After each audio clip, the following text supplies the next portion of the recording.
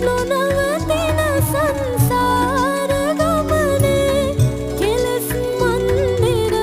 තන තනා කෙලෙස් මන්දිර තන තනා අතිර භවයට ඇලෙන සෞසත මුදන්නට ඉනි මන් තනා මුදන්නට ඉනි මන් තනා සමිදු තිලොවට රජ වුණා තිබුණු එකදු මලකට නැති අසිරිය හිමි පිළිරුවකින් ගලන තරම් පිරුණු දෙතිස් ලකුණින් සම්බුදුරුව දුටුවොත් සුන්දර වෙද කෙතරම් සම්බුදුරුව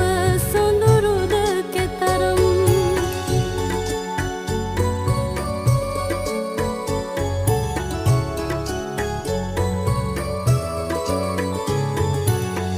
අවිදු තිමිර ඉරාදින කර ලෙසින් මෙදියත එළියදී ලෙසින් මෙදියත එළියදී